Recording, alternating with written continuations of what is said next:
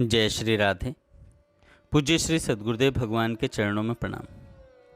पूज्य श्री भाई जी द्वारा भगवान नाम साधना। पूज्य भाई जी कहते हैं, स्वरूप का चिंतन न हो सके तो निरंतर भगवान का नाम स्मरण ही करना चाहिए। भगवान के नाम स्मरण से मन और प्राण पवित्र हो जाएंगे और भगवान के पावन पद कमलों में अनन्य प्रेम उत्पन्न हो जाएगा। नाम जप की सहज विधि यह है कि अपने श्वास प्रश्वास के आने जाने की ओर ध्यान रखकर श्वास प्रश्वास के साथ ही साथ मन से और साथ ही धीमे स्वर से वाणी से भी भगवान का नाम जप करता रहे। यह साधन उठते बैठते चलते फिरते सोते खड़े रहते सब समय किया जा सकता है। अभ्यास दृढ़ हो जाने पर चित्त विक्षेप शून्य होकर निरंतर भगवान के चिंतन में अपने आप ही लग जाएगा। प्रायः सभी प्रसिद्ध भक्तों और संतों ने इस साधन का प्रयोग किया था। महात्मा चरणदास जी कहते हैं, श्वास माही जपते दुविधा रहे न कोई। इसी प्रकार कबीर जी कहते हैं, सांस सांस सुमिरन करो यह उपाय अति नीक।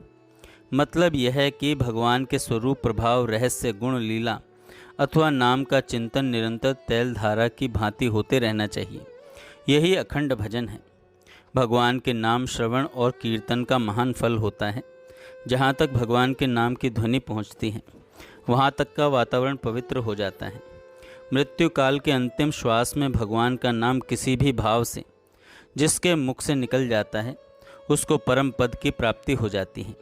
भगवान के नाम का जहाँ कीर्तन होता है वहाँ यमदूत नहीं जा सकते।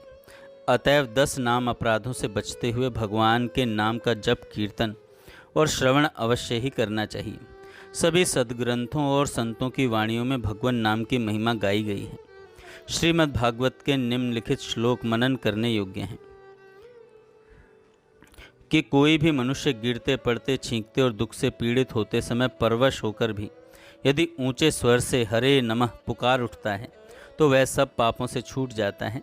जैसे सूर्य पर्वत की गुफा के अंधकार का भी नाश कर देता है और जैसे प्रचंड वायु बादलों को छिन्न भिन्न करके लुप्त कर देता है, इसी प्रकार अनंत भगवान का नाम कीर्तन अथवा उनके प्रभाव का श्रवण हृदय में प्रवेश करके समस्त दुखों का अंत कर देता है। यह तो विवश होकर नाम लेने का फल है।